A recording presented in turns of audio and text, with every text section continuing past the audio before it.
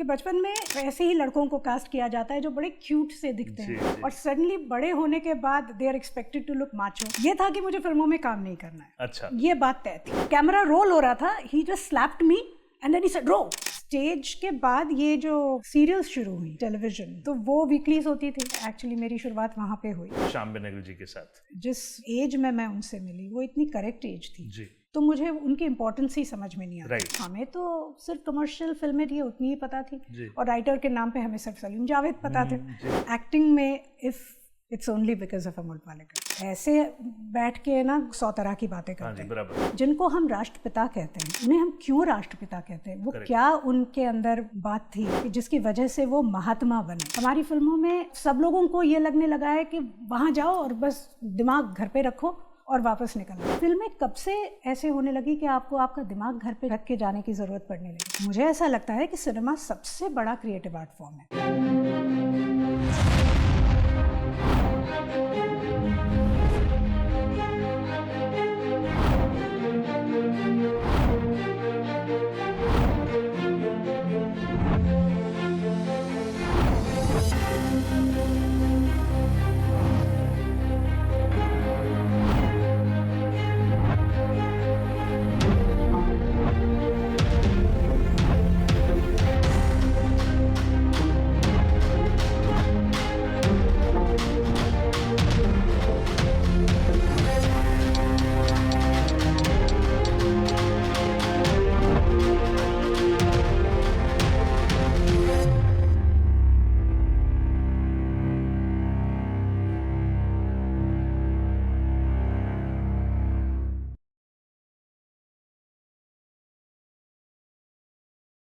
नमस्कार दोस्तों, स्वागत है आपका सूत्रधार विद विनीत राय में। आज हमारे साथ हैं एक ऐसी अभिनेत्री जिन्होंने चाइल्ड आर्टिस्ट के रूप में करियर शुरू किया और आज एक celebrated producer, national award winning actress और फियरलेस स्टोरी टेलर बन चुकी हैं। सुजमन से लेकर कश्मीर फाइल्स तक हर किरदार में उन्होंने अपनी सच्चाई और गहराई से जान फूंकी है। इनके फिल्मोग्राफी के बारे में हम जितनी बात करें उतना कम है, तो सीधे चलते हैं पल्लवी जोशी जी से एक वार्तालाप करने। Pallavi ji, thank you very much coming in my show. It's called Sutradhar with Vineet Rai. मैं कोशिश करता हूँ कि आपके बारे में और आपके जितना भी, अभी तक तो अभी हमें बहुत कुछ देखना है। हम तो 50 साल ऐसे बात करेंगे जैसे कि पता नहीं somebody is that aged but you are still as beautiful as you were, and आगे आने वाले टाइम में तो we are awe with your projects whatever you are doing. So धन्यवाद आपका एक बार और यहाँ आने के लिए। My pleasure. जी, थैंक यू। एंड मैं सीधे शुरुआत करूँगा क्योंकि पल्लवी जोशी मीन्स दो ही लोग अपने चाइल्डहुड से काम करने में फेमस हुए हैं कंटिन्यूसली। उसमें से एक हनी ईरानी जी का नाम है और दूसरा आपका नाम है कि 4 साल की उम्र में आपने फिल्म करना शुरू किया। वो आपके ब्रदर की इंटरेस्टिंग स्टोरी क्या थी और आप उसको उस ज़माने में खेल समझती थी या फिर अपनी आपको जिम्मेदारी का एहसास हो गया था कि आगे आने वाले टाइम में बहुत कुछ करना है? well, सबसे पहले एक बात तो ये है कि सिर्फ हनी आंटी नहीं थी, नीतू सिंह, सारिका जी जी और डेजी रानी, हाँ of course Daisy aunty also, ये सब चाइल्ड आर्टिस्ट से ही आगे चल के पद्मिनी कोल्हापुरे जी। मेरे ख्याल से लड़कियों के लिए ज़्यादा आसान था जी। लड़कों को शायद मुश्किल इसलिए था, जो मैंने अपने भाई के बारे में जो देखा कि बचपन में लड़के बहुत क्यूट होते हैं। जी। ऐसे ही लड़कों को कास्ट किया जाता है जो बड़े क्यूट से दिखते हैं और सडनली बड़े होने के बाद they are expected to look macho, which is not possible for them. तो आप देखिए जितने भी चाइल्ड एक्टर्स हुए हैं, चाहे वो सचिन हो, चाहे वो मास्टर राजू हो, चाहे वो अलंकार हो, सत्यजीत है, सब लोग मतलब इतनी प्यारी शक्ल बचपन में सबकी थी। तो बड़े होने के बाद फिर वो जमाना जो था वो चॉकलेट हीरोज निकल चुके थे और वो माचो हीरोज आना शुरू हुए थे, तो इसलिए वो कहीं बड़े होने के बाद everybody had to take a different special appearance वाले लेकिन बहुत बड़े सुपरस्टार बने।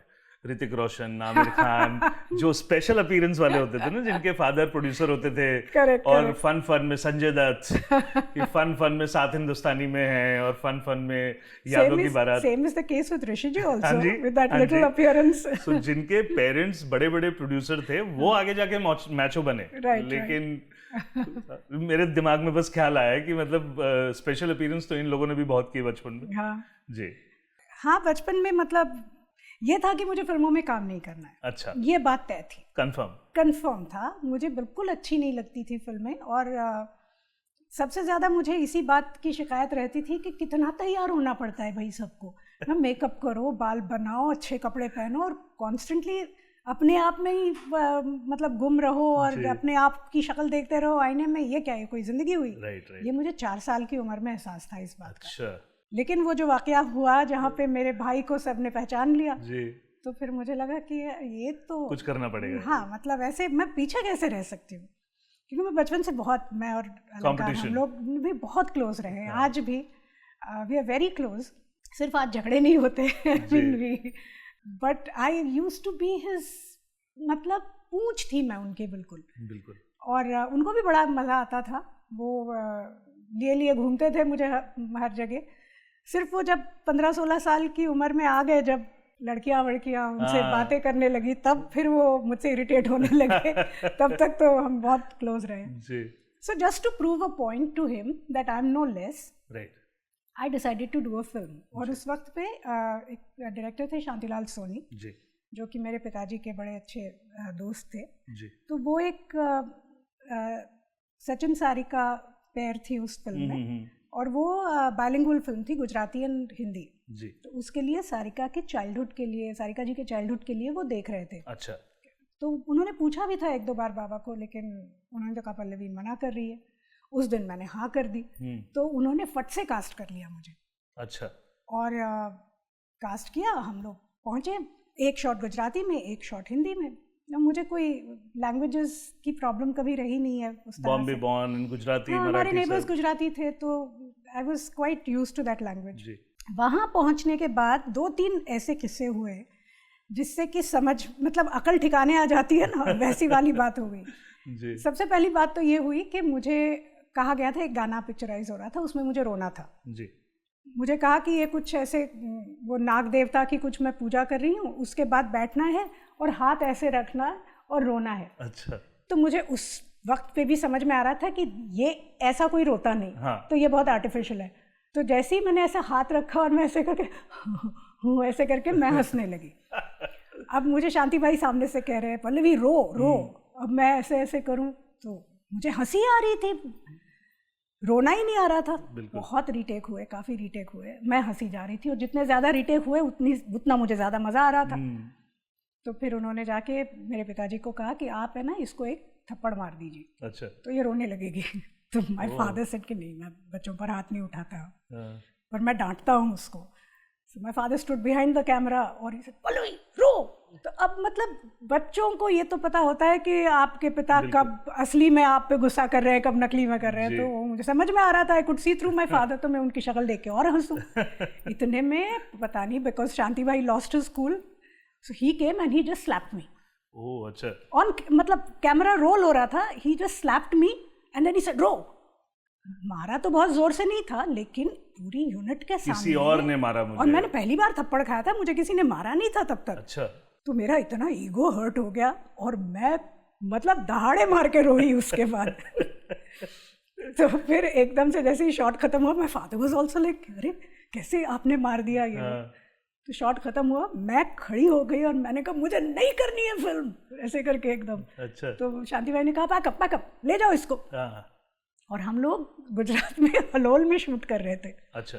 अब मैं शूटिंग करने को तैयार नहीं, 1 दिन 2 दिन 3 दिन हो गए, शांति भाई भी मुझे बुला नहीं रहे, और मेरे पिताजी सोच रहे अभी करे क्या। राइट। तो शांति भाई ने कहा उसको पूरा एकदम शांत होने दो, उसके बाद हम काम करेंगे, मुझे पता है बच्चों के साथ कैसे डील करना है। 4-5 दिन हो गए, फिर मैंने एक दिन बोला कि हम क्यों बैठे हैं यहाँ पे, शूटिंग नहीं करनी है तो घर चलो। तो बाबा ने कहा उन्होंने बोला नहीं है अभी तक अपने को घर जाने, तो मैंने कहा या तो घर चलो या तो शूटिंग करो। अच्छा। मुझे ऐसे नहीं बैठना यहाँ पे, ऐसे कुछ मैंने कहा होगा, I don't remember saying that, मुझे याद नहीं है, पर I must have said something to the effect कि या तो काम करते हैं या तो घर चलते हैं जी। तो मेरे पिताजी ने फिर जाके शांति भाई से कहा कि ऐसा ऐसा कहा है पल्लवी ने, तो I think she is ready to shoot. तो उन्होंने कहा चलो बुला लो उसको, and then we resumed the shoot. उसमें मुझे दुनिया भर की प्रॉब्लम्स उस फिल्म में हुई। उसमें एक सीन था जहाँ पे ललिता पवार मेरी चाची है और वो बड़ा जुल्म करती है मेरे ऊपर, घर के सारे काम करवाती हैं मुझसे, और रक्षाबंधन का त्योहार है जी। और उनके दोनों बच्चे वो त्योहार मना रहे हैं, वो लड़की जो है वो जो मेरी बहन दिखाई है वो अपने भाई को राखी बांध रही है जी। और मैंने वो फटे हुए कपड़े पहने हैं और मैं घर पे वो पोछा लगा रही हूँ और मैं कहती हूँ कि मैं तुम्हें राखी बांध सकती हूँ क्या? तो कहता है हाँ बांधो, तुम भी तो मेरी बहन हो जी। और मैं बांधने जाती हूँ तो वो आके मार देती है मुझे। तो सीन की शुरुआत ये थी कि मैं पोछा लगा रही हूँ, तो खूब बड़ा वो एक राजपीपला में एक पैलेस है, वहाँ पे हम शूट कर रहे थे। तो रिहर्सल के पहले लाइटिंग वाइटिंग चल रही थी, तो मुझे शांति भाई ने बुलाया सेट पे और मुझे कहा ये है ना यहाँ पे तुमको पोछा लगाना है। तो मैंने कहा ठीक है, मुझे बाल्टी थी, मुझे पोछा दिया, मैं पोछा लगाने लगी। लाइटिंग वाइटिंग हो गई, तब तक मैं दूसरी जगह पहुंची जाके। तो शांति भाई ने कहा कि अरे पल्लवी इधर आओ, इधर करना है। तो मैंने कहा नहीं वहाँ का हो गया। अच्छा, तो मतलब अब यू वर थिंकिंग कि मेरे को पूरा अच्छा। And then everybody on the set started laughing and they said अरे तुमको पोछा लगाने के लिए नहीं बुलाया, एक्टिंग करनी है यहाँ। छोटी सी बच्ची है, उसको क्या। हाँ, तो मुझे तो खिलौना मिल गया हाथ में, मैं तो साफ करने लगी सब। उसके बाद जब वो लड़की आई तैयार होके, तो उसने वो नाक की वो जो ग्लिटरिंग नहीं, वो पहले डिंगचैक जो जेवर हुआ करते थे वो पहने थे, वो ऐसी वो माथा पट्टी पूरी पहनी थी, अच्छे कपड़े पहने थे। तो मैंने कहा ये इसको इतने अच्छे कपड़े दिए हैं, इसको जेवर दिए, मुझे बड़े कपड़े दिए, मैं नहीं कर रही हूँ shooting. So I really don't know Shanti भाई ने वो फिल्म मुझसे किस तरह से करवाई। My mother finally promised me कि तुम्हारी जन्मदिन पर मैं ये सारे जेवर तुम्हारे लिए लाऊंगी। अच्छा। तब जाके मैं मान गई और फिर द शूटिंग रिज्यूम्ड। क्योंकि इट्स वेरी डिफिकल्ट आल्सो ना, मतलब बच्चे के साथ उसके मूड के हिसाब से काम करना पड़ता है। इट इज सो डिफिकल्ट, और अगर आपको पता नहीं है बच्चे से कैसे काम करवाना चाहिए तब आपकी फिल्म कभी नहीं बन सकती जी जी। तो ये उस फिल्म के बाद मुझे समझ में आया कि अरे यहाँ तो बहुत काम करना पड़ता है, you know it's not all जो फन एंड मस्ती जो मुझे लगा था वो है नहीं, it's a lot of hard work. So आपकी ग्रोथ मतलब क्योंकि छोटी उम्र में शुरुआत हो गई थी, तो फादर वाज वेरी कीन कि आप अपने स्टडीज़ को भी परस्यू करें और अपने एक्टिंग करियर जो भी है उसको भी आप परस्यू करें, बिकॉज जैसे बहुत सारे लोग स्टडी नहीं कर पाते हैं। जैसे हनी जी भी आई, उन्होंने बताया कि बचपन में हमको ट्यूशन पे पढ़ाया जाता था, so we have not done a formal education. तो वो आपके साथ फादर वाज वेरी कीन कि आप पढ़ाई और ये दोनों कैसे बैलेंस करें, वो किस तरीके से आपने बैलेंस किया? Both my parents in fact, and my mother more so, because my mother had done her MA in music जी। तो उनका ये था कि कुछ भी हो जाए एक बेसिक ग्रेजुएशन तो करना ही है, because you never know what life throws at you. Correct. And उनका ये भी मानना था कि एजुकेशन में सिर्फ किताबें पढ़ने से नहीं, लेकिन उस माहौल से भी आप बहुत सीखते हैं जी। तो इसलिए ये स्कूल का माहौल और कॉलेज का माहौल जो होता है ये बच्चों को मिलना बहुत ज़रूरी है। यहीं पे आपकी लाइफ लॉन्ग फ्रेंडशिप्स भी होती हैं, आपके जो लोग आपके साथ उम्र भर रहते हैं वो यहीं पे मिलते हैं आपको। राइट। और मेरे लिए वो थोड़ा आसान भी था, because I wasn't as busy as my brother. तो जो एक गिने चुने चाइल्ड स्टार हुए हैं, चाइल्ड आर्टिस्ट तो बहुत हुए, लेकिन चाइल्ड स्टार जिनके नाम पे टेरिटरीज बिका करती थी, उनमें से अलंकार एक थे, सचिन थे, जूनियर थे और मास्टर राजू। ये चार ही मुझे ऐसे लगता है नाम ऐसे हैं कि जिनको की प्रोड्यूसर्स कास्ट इसलिए करते थे ताकि वो कास्ट में एक नाम और जुड़ जाए जी। हम लोग तो मतलब ऐसे ही कहीं 3 दिन का काम हुआ, कहीं 2 दिन का हुआ, कहीं 8 दिन का हुआ जी।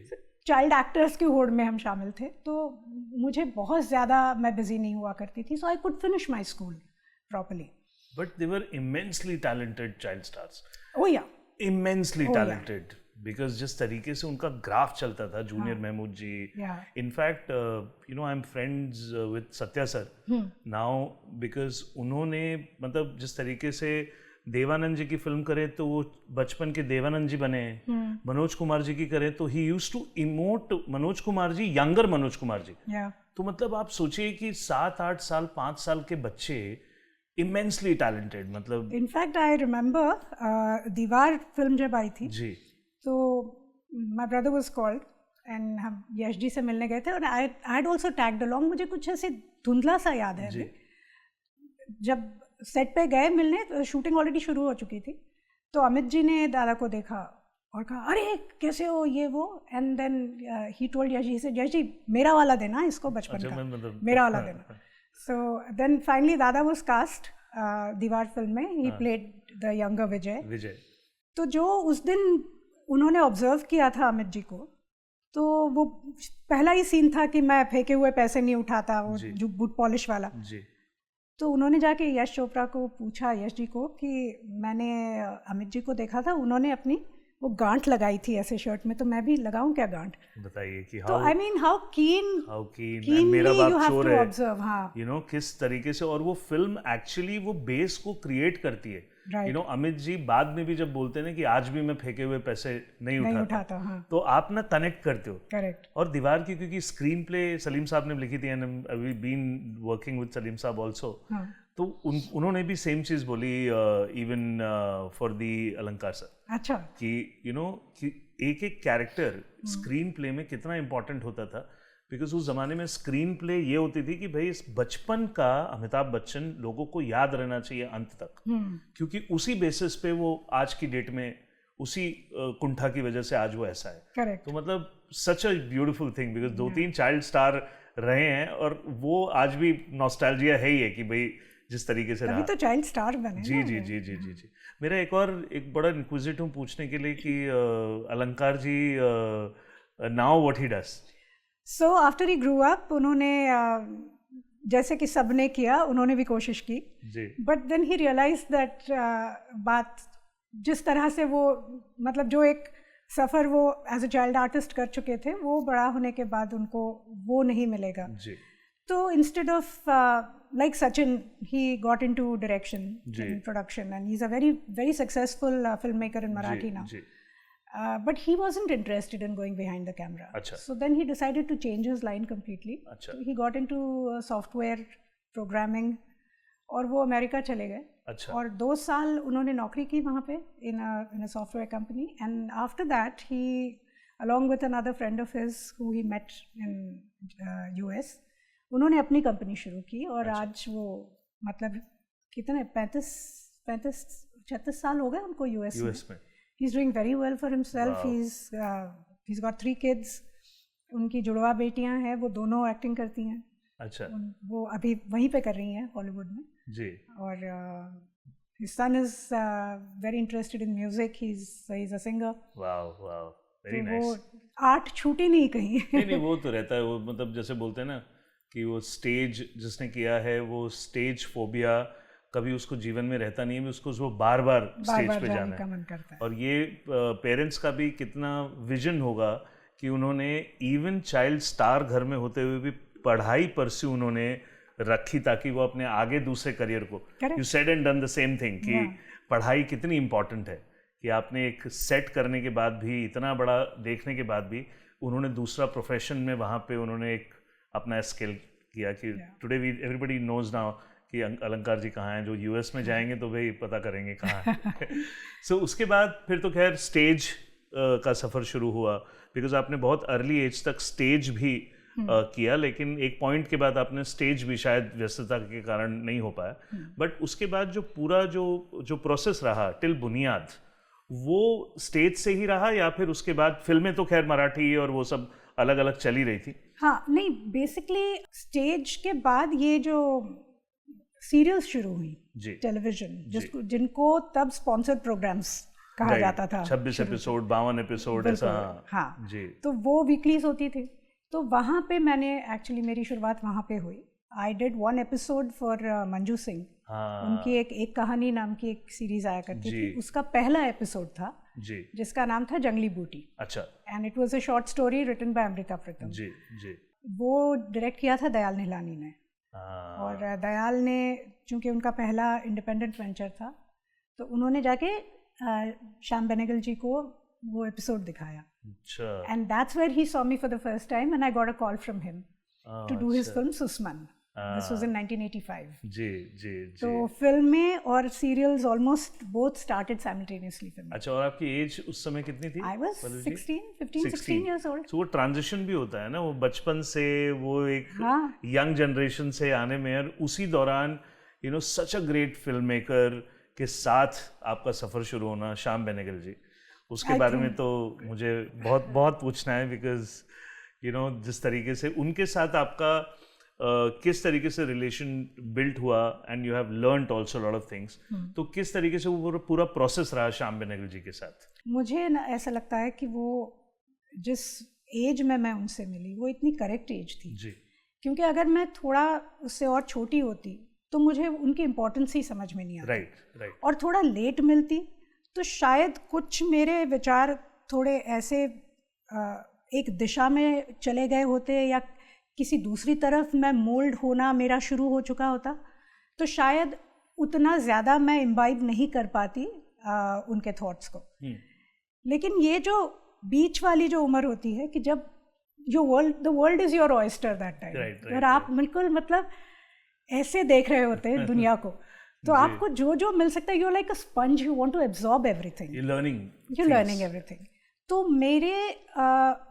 मेरे ख्याल से जो भी मेरा मेंटोर बन के उस वक्त आता, मैं उसी दिशा में चली जाती. And I think it my good fortune that I met Shyam Benegal at that time.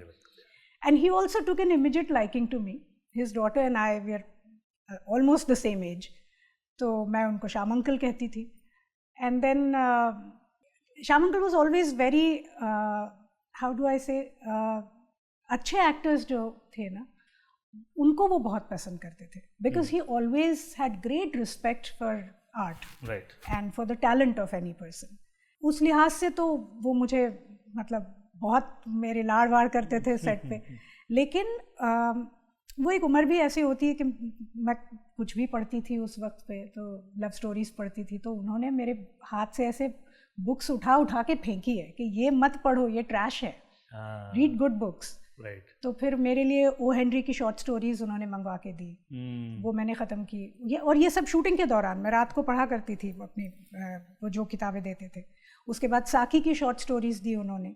तो उन्होंने ऐसे धीरे धीरे मेरे क्या मुझे पढ़ना चाहिए, which is what is called literature, ये मैंने उनसे सीखा. फिर हम लोग बैठते थे साथ में, तो सिनेमा के बारे में बात होती थी.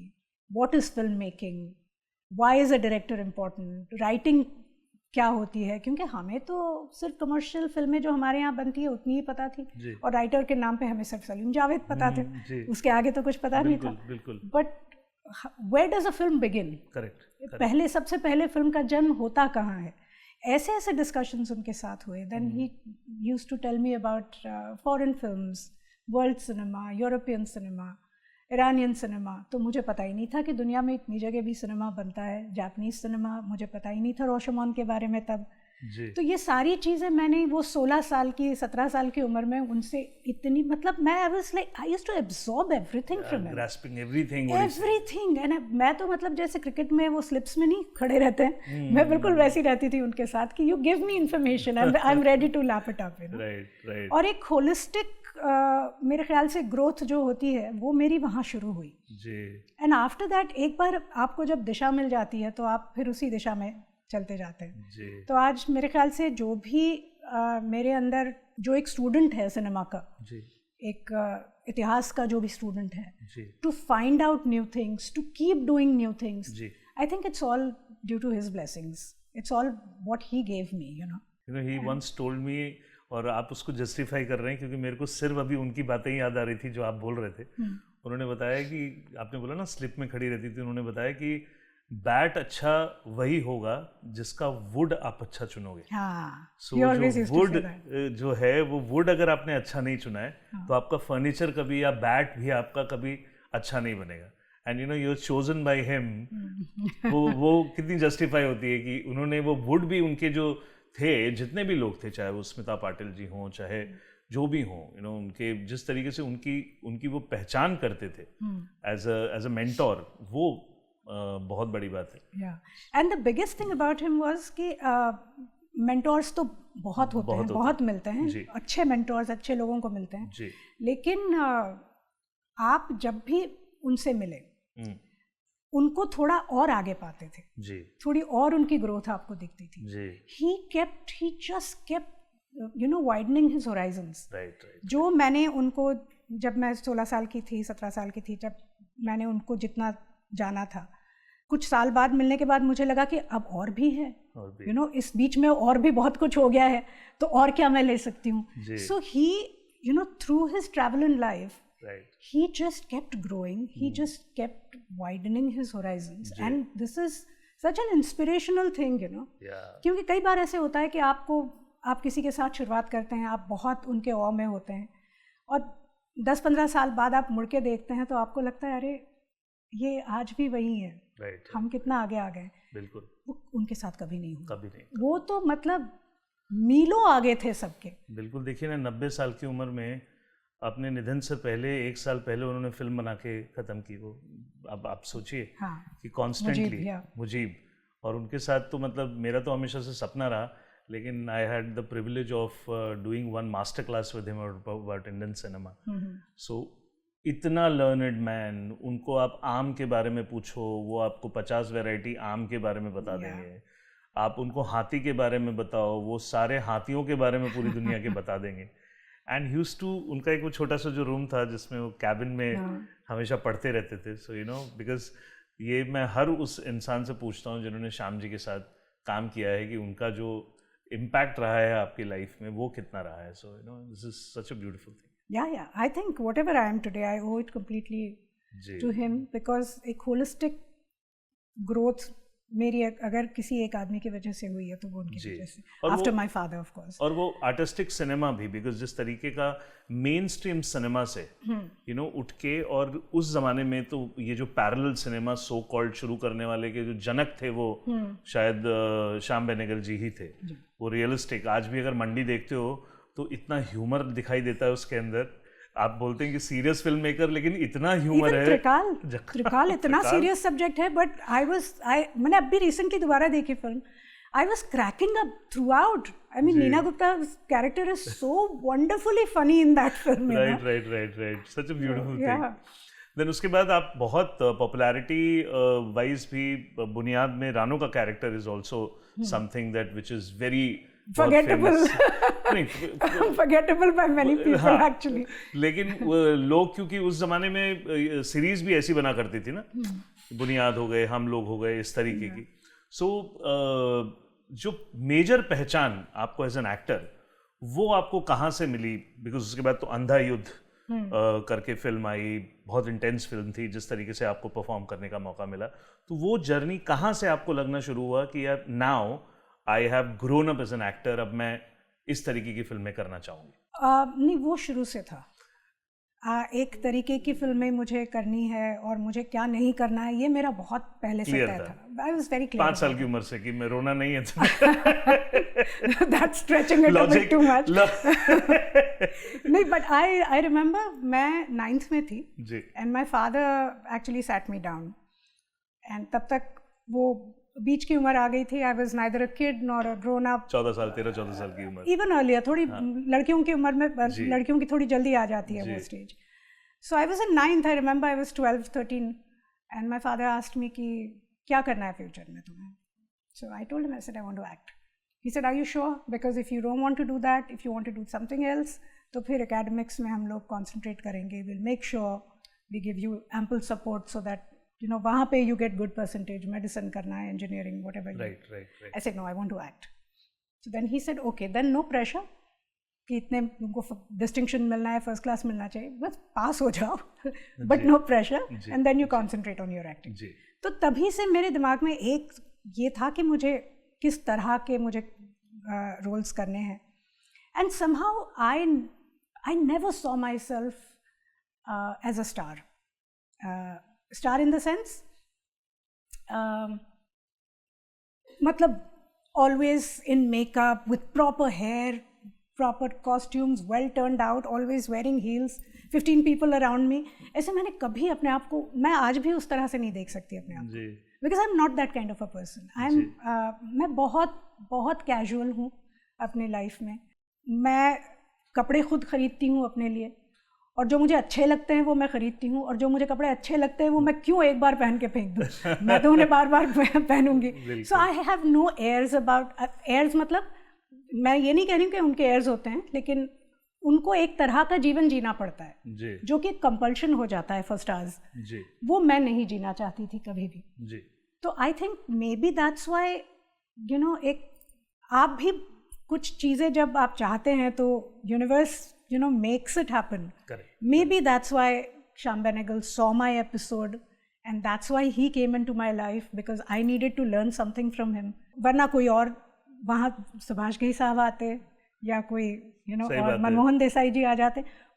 Anybody could have come there, But why did I attract somebody like Shyam Benegal in my life? Right. That was, I think, right. That was You're the right, reason. because उसके वही जो time जिसमें त्रिशाग्नि, रिहाई, उस तरीके की भी फिल्में, और वही 5-7 साल का एक ऐसा समय था जिसमें सब कुछ हो गया, जिसमें मृगनयनी भी आ गया, जिसमें बुनियाद भी था, जिसमें एक कहानी भी, जिसमें सुस्मन भी, जिसमें सूरज का सातवां घोड़ा, ऑल दीज फिल्म्स, कब तक पुकारूं, एंड भारत एक खोज, everything happened. National Award happened a little later. That was in 94. अच्छा. But between 85 to 90, all these things happened. And we were growing. One after the other. आप खैर मतलब I'm also not very this thing, but I was in 10th standard. Right. जब ये आपके सारी की सारी चीज़ें चल रही थी, तो हमारे घर में हम लोग बहुत मतलब ऐसा होता था कि इतनी, कभी कभी मेरे फादर क्योंकि बड़े आर्टिस्टिक थे, पापा was always good in singing, and हमको हमेशा बोलते थे कि भैया आर्ट एक साइड में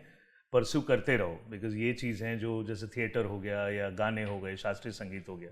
तो उस समय मेरे फादर बोला करते थे कि देखो पल्लवी जोशी देखो कितनी छोटी है, लेकिन कितने इंटेंस परफॉर्मेंसेस हैं, बिकॉज वो जो उस दौर में वो maybe you are very fortunate also that I was very lucky because I got I think the best of directors. जी. और मैंने इतना सीखा है सबसे. जी. After Shyam Uncle, there was Govind Nilani, there was Sudhanshu Mishra, ji. there was Ramesh Sippy, ji. and Amol Palekar तो मैंने उनके साथ नाटक भी किया था एक. That's where my journey with him began. Ji. Acting में if I know what not to do, it's only because of Amol Palekar. अरे वाह. That was the biggest lesson I learned from him. अरे वाह. मतलब it's such a big thing. Yeah.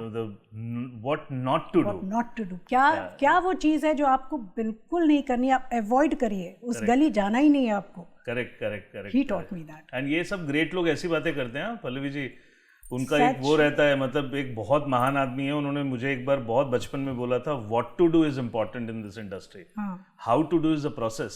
तो पहले ये define करो कि तुम्हें करना क्या है, और वो कितनी, आप अगर आपको वो एक फ्रेज समझ में आ जाता है ना, जैसे आपने बोला व्हाट नॉट टू डू, मुझे किसी ने बोला था what to do. Correct. Such a beautiful thing. और उसी बीच में खैर आपने, अब उसके बारे में तो बहुत लंबा चलेगा अगर हम सूरज के सातवां घोड़ा और इनके बारे में बात करें. ये सारे के सारे डायरेक्टर्स ने टीवी की तरफ भी आ रहे थे उस जमाने में. अगर अमोल पालेकर जी के उसमें सुने तो टीवी भी जिस तरीके से वो 6-7 साल में हुआ, देन यू वर इनटू, आप संगीत में भी आपका रुझान काफी था. My mother was a singer. जी. And she used to teach music also. वो पहले आकाशवाणी पे गाती थी. जी जी जी. उनकी बड़ी इच्छा थी कि मैं सिंगर बनूं. संगीत. अच्छा. लेकिन मैं बिल्कुल I was never serious about music. जब भी वो मुझे बिठाती थी अपने साथ कभी रियाज के लिए, तो मैं इतनी ज़्यादा मस्ती करती थी. मतलब इतनी शैतानियाँ चलती थी कि वो फाइनली शी यूज्ड टू से कि भाग यहाँ से, कुछ नहीं सिखाना है तुमको. पर ये रोज़ होता था, वो रोज़ लेके हमें बैठती थी, मैं और मेरी बहन, हम दोनों को बिठा के हमको गाना सिखाती थी रोज़. वो हमारे जो भी अलंकार होते हैं, पहले 10 अलंकार और उसके बाद कोई राग, 1-1.5 घंटा लेके बैठती थी हमको, और हम तो मतलब उनकी नाक में दम कर देते थे. लेकिन वो मतलब कुछ चीज़ें ऐसी होती हैं जो कुदरती होती हैं आपके पास, और आप कभी उनका लिहाज नहीं करते. मेरे ख्याल से सिंगिंग के बारे में मेरे साथ यही हुआ कि I was blessed with good voice as a child and with जो सुर का ज्ञान होता है वो बचपन से था जी। गाना मुझे जब भी कोई कहे गाने को तो मैं तो एकदम ऊंची सुर में गाना शुरू कर देती थी जी। लेकिन as you know time went by and I realise that I am you know leaning more towards acting, तो मुझे ऐसा लगा कि no, singing is not my first love, acting is. तो इसलिए मैंने बहुत उससे भागने की कोशिश की, लेकिन it finally caught up with me and I got Antakshari because of my singing abilities only. उसके अलावा जो it is not only singing abilities, it is you know your rhythm abilities also, because in acting your career you know based on that typical rhythm, you know if you see, आप बात भी अभी कर रहे हैं ना, तो उसमें भी एक rhythm है, तो शायद वो inherent आपको मिला आपकी मम्मी से, which and is I think you know all these films that I did with Vivek, Buddha in a Traffic Jam, उसके बाद कश्मीर फाइल्स और अभी Bengal Files, all of these films happened after my mother's death. अच्छा. And in all these films I've sung. Oh. तो मेरे ख्याल से when she went, I think there was some kind of a death wish that she you know left behind, and Vivek kind of you know took it up. क्या होता है ना Pallavi ji, life is such a, मतलब उनके जाने के बाद आपने ये सारी चीजें की हैं। I wish I had done it in front of her, you know, she would have been so happy. Wow, such an amazing thing ना, मतलब मेरा एक दोस्त है, मुझे सडनली याद आ रहा है कि उसको उसके फादर शिव जी के बहुत भक्त थे और वो बेचारा स्ट्रगल कर रहा था काफ़ी। जिस दिन उसके फादर की डेथ हुई उसी दिन उसको एक सबसे बड़ा कॉन्ट्रैक्ट मिला स्टार प्लस का, and he is known as Mahadev Mohit Raina. And you know उनके डैड जिस दिन गए, really? जी, सो उसके बाद he came across as Shiv. अगर आज शिव भगवान को हम याद करते हैं, हाँ, वो मोहित तो सबसे पहले मोहित का ही चेहरा वहाँ आता है। आप सोचिए कितनी बड़ी चीज है कि मतलब यू नो कभी कभार हम ऐसा सोचते हैं, बट ये कार्मिक जो पूरा वो है वो कैसे, कश्मीरी पंडित ना, या आई नो, महादेव को तो मानते ही हैं। हाँ, so he is my friend and such a good actor. तो मैं ऐसा, आपने बोला ना कि उनके जाने के बाद ये सारी चीजें हुई हैं, सच अ ब्यूटीफुल थिंग। अंताक्षरी वगैरह तो खैर वो आई, फिर वो तो उसके बारे में तो सबने देखा ही है कि किस तरीके से, और उस जमाने में तो अंताक्षरी वाज वेरी बिग, मतलब एवरीबडी, जैसे चित्रहार एक जमाने में होता था उसी तरीके से जी टीवी आया था और Antakshari was the cult show. हर मतलब लोग जो घर से उठ के अब वो स्क्रीन पे आ गया था। And that how does it experience, क्योंकि उस जमाने की बात है, तो वो अंताक्षरी का मतलब कितना इम्पैक्ट था आपके ऊपर, या एंकरिंग के बाद उसके बाद आपने रियलाइज किया कि बस अब नहीं, not that, it was a very fun show. हाँ, और बहुत मजा आता था हमें, क्योंकि every episode used to be so different and there was nothing, there was no seriousness, जैसे जो सारेगामापा के साथ है जुड़ा हुआ, क्योंकि वहाँ पे एक सिंगिंग की कंपटीशन है, तो कुछ आपको एक थोड़ी गरिमा रखनी पड़ती है शो की, एक सीरियसनेस। यहाँ तो वैसा कुछ है नहीं। अच्छा, जो हमारे कॉन्टेस्टेंट्स आते थे, ज़रूरी नहीं होता था कि वो सब बहुत अच्छे गाने वाले हो, उनका नॉलेज फिल्म म्यूजिक का ज़्यादा इम्पोर्टेंट हुआ करता था। तो हमें कहा जाता था कि कभी कभी ऐसे खान साहब भी आते थे कोई तो फिर हमें बता दिया जाता था कि आप गाओ इनके साथ, उनके माइक का वॉल्यूम कम कर देंगे, आपका ऊपर रखेंगे, just to keep you know the at least a minimum level of सुरीलापन इन द शो। क्योंकि इवन एंकर में भी अगर हम देखते थे ना, तो हमारे उस समय आप और रेणुका शाहने, ये दो लोग बहुत वो थे, इम्पैक्टफुल थे उस टीवी सिनेरियो में। सो अब बहुत सारी बातें करने के लिए तो जी, लेकिन पतिदेव से मुलाकात कब हुई आपकी, वो जरा मुझे बताएं। अरे बाप रे, याद ही करना पड़ेगा, इतनी पुरानी बात है। और वो याद तब कराइए कि जब पहली मुलाकात कहाँ हुई, बिकॉज उसके बाद तो खैर उनके बारे में तो बात करेंगे, तो अभी तो उन्हीं से बात करेंगे किसी दिन, वो बेटर रहेगा। लेकिन उनसे कहाँ पे मुलाकात हुई और किस तरीके से आपकी जर्नी वो वहाँ से कैसे कहाँ पे शुरू हुई? विवेक और मैं, हम लोगों के कॉमन फ्रेंड्स थे जी। मतलब मेरी एक बहुत अच्छी सहेली है, नीना वासवानी उनका पहले शादी के पहले का नाम था जी। Neena Bathena now, she lives in Pune ji. लेकिन वो तब बम्बई में थी और एडवर्टाइजिंग एजेंसी में, एडवर्टाइजिंग फील्ड में वो काम करती थी। She used to do production and very good at her job. So Vivek had started making ad films. He was an ad filmmaker. He was an ad film. Basically, ad agency थी उनकी दिल्ली में. It was he was in Delhi. It was one of the top 10 agencies of Delhi. But then the bug had bitten him already, and he wanted to start. So he started making advertising films. And when he started, Nina started doing his production. Okay. So every time Vivek came to Bombay, हम लोग मिलते थे शाम को जब, तब नीना बताती थी अरे आज कल विवेक आए and we are doing this ad film. तो विवेक अग्निहोत्री बड़ा नाम, बड़ा सुन रखा था नाम. उन्होंने भी सुन रखा था कि उनको पता था पल्लवी नीना की सहेली है. तो कितनी बार ऐसा मौका आया कि नीना ने कहा कि चलो ऐसी फलान पार्टी है, तो विवेक ने बुलाया है और सब दोस्त जा रहे थे, हमारा पूरा ग्रुप जा रहा था. तुम भी चलो, विवेक ने तुम्हें भी बुलाया है. और मैं ऐन वक्त पे मैं नहीं गई.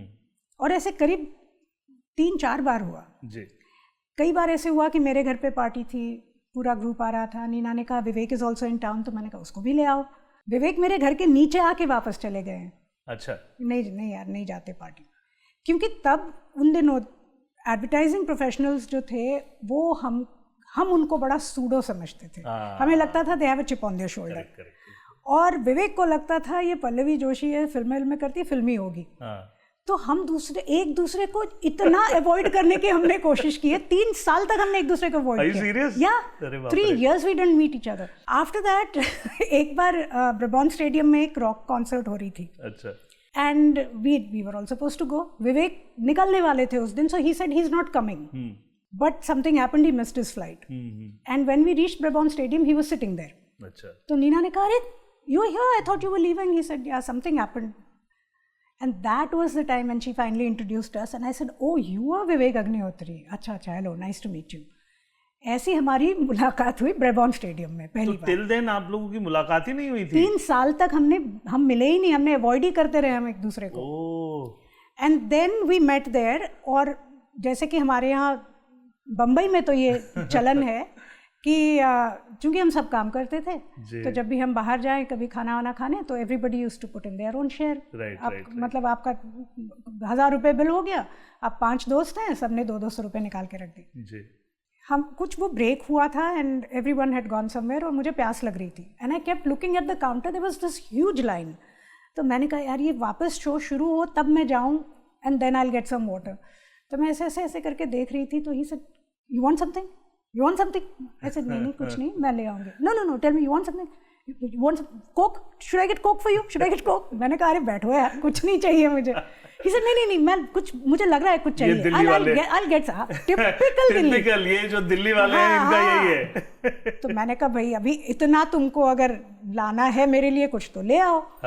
तो ये कोक ले आए. कोक ले आने के बहाने कुछ 4 सीट छोड़ के बैठे थे, तो मेरे बगल में आके बैठ गए. उसके बाद फिर हमारी बातें शुरू हुई, और बातें शुरू हुई तो फिर वो रुकी नहीं. फिर वो जो 3 साल का जो वो पूरी कसर निकाल दी हमने 3 साल पूरी की पूरी चीजें कि क्यों नहीं मिले, क्या नहीं मिला, आप क्यों नहीं मिली, हम ये समझते थे वो समझते थे.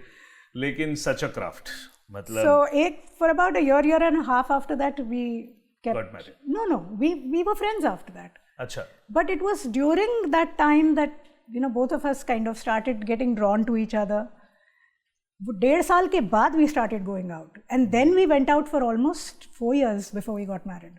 अच्छा, मतलब फिर लंबी कहानी है. कोर्टशिप लंबी कहानी थी उसकी. और किसी इंटरव्यू में तो उन्होंने बोला भी ना कि आप घर की इंसाइक्लोपीडिया हैं. मतलब जो चीज याद रखनी है वो हर जगह याद रखने का काम जो है, because you have such a memory. It's not that I have such a memory, because he forgets. That's why I have to remember.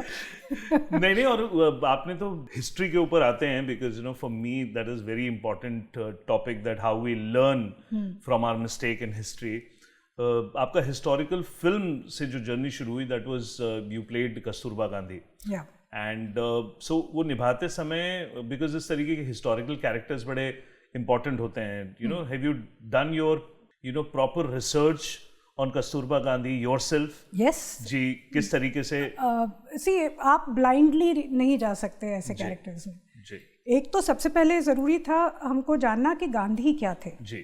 क्योंकि ऐसे बैठ के ना 100 लोग 100 तरह की बातें करते हैं. बराबर.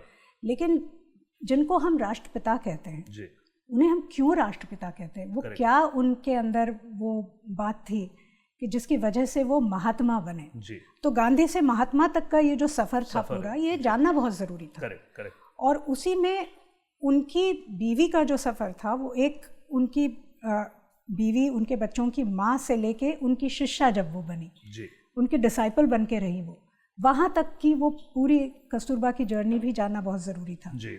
और रोहिणी हट्टंगडी ने वो एक एटनबरो की फिल्म में उन्होंने इतना अच्छा रोल निभाया था, उनको बाफ्टा भी मिला था उसके लिए। तो that was also weighing on my head कि इतना अच्छा कस्तूरबा का पोर्ट्रेल ऑलरेडी हो चुका है, so how will I then make any difference. Right. Fortunately this was about the younger Kasturba. Correct. तो रोहिणी जी का जहाँ से कैरेक्टर शुरू हो रहा था वहाँ पे ये ख़त्म हो रहा था जाके, so she was necessarily a younger Kasturba. एक दो सीन थे उसमें जो कि गांधी में भी थे, but apart from that whole lot of new scenes जी। मेरे बहुत विचार चेंज हुए उस फिल्म के दौरान गांधी जी को लेके। और मैं तो मतलब किसी के साथ डिबेट तो खैर बहुत छोटा वर्ड है, शास्त्रार्थ कर सकती हूँ गांधी जी के ऊपर बैठ के कि अगर कोई कहे कि गांधी गलत थे तो मैं उनको बता सकती हूँ वो किस तरह से सही थे। मैंने इतना डीपली उनको जाके जाना है जी। और उसी के साथ साथ जब कस्तूरबा का कैरेक्टर, जब मैंने पूरा रिसर्च किया उनके ऊपर, मैं आपको बता नहीं सकती, I felt myself to be so lucky that I was chosen to play that character. And a little interesting tidbit is that Kasturba Gandhi was born in 1869, so was Gandhi ji. वो उनसे 6 महीने बड़ी थी जी। उनका जन्म अप्रैल में हुआ, गांधी जी का जन्म अक्टूबर में हुआ जी। In 1895 she reached South Africa because Gandhi ji ने उनको वहाँ पे बुलाया था, and she lived in South Africa with him for quite a few years before they came to India. Exactly 100 years later, in April 1969, I was born. Wow. And in 1995, I went to South Africa to shoot for Making of the Mahatma. Wow. And I said, this cannot be just a coincidence. You know, there is more to it. There is more to it. I told you Kal Chakra, 100 वर्ष. Yeah. तो जब मैं वहाँ पे गई, मैंने सीता दुपेलिया जी से मिले, जो कि मणिलाल गांधी जी की बेटी थी. She is no more. तो जब मैं उनसे मिली तो मैंने उनको कहा कि I think I am very small, you know, मैं बहुत दुबली पतली हुआ करती थी पहले. I think I am very small to play Kasturba's character. वो शायद she was, I think she was a little on the plumper side.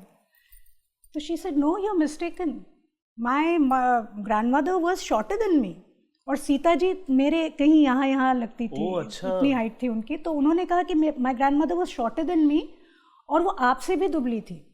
पर चूंकि उनकी हाइट कम थी तो वो प्रोपोर्शन में वो शायद ऐसा लगता होगा कि सीधा पल्ला और वो सब पहनते थे. पारसी साड़ियाँ पहनती थी, वो मोटे बॉर्डर की. She was a very very fashionable woman earlier, you know, until she left all that and she started wearing khadi. तो वो भी एक औरत की जो जर्नी रही है कि कैसे उनको इतना, मतलब कहते मान सम्मान जो मिलता है, पति का इतना बड़ा नाम है, लोग आके जेवर हाथ में देके जाते थे. और गांधी जी सब निकाल लेते थे उनसे कि ये तुम्हारे नहीं है. ये उन्होंने, वो जिसको पूजते हैं वो समझते हैं कि जो उनकी मदद करेगा उसकी बीवी को दिए हैं. ये एक इमेज को मिले हैं, ये तुमको नहीं मिले. एंड शी यूज्ड टू से, एक तो रख लेने दो मुझे, मेरे 4 बेटे हैं, एक किसी बहू को तो मैं जेवर पहनाऊं. And he would say no. So I mean she was also right, he was also right. आज के ज़माने में देखिए आप, रेट्रोस्पेक्टिव जस्टिस में हमेशा चीज़ें गलत दिखेंगी ही दिखेंगी आपको. बिल्कुल सही. और आज आप अगर देखेंगे तो आप पाएंगे कि उन्होंने बहुत जुल्म किया अपनी बीवी पे जी. पर वो ज़माना बहुत अलग था उस वक्त पे. आज मैं, अगर मुझे कोई अगर कहता है that a man takes a wife, तो आज मैं ऑफेंड हो जाऊंगी. But that used to be the case earlier. A man used to take a wife to look after his house. तो वो ज़माना, उस ज़माने के हिसाब से जो हुआ, शायद तब भी थोड़ा ज़्यादा हुआ, लेकिन it wasn't as bad as it seems today, you know. Correct.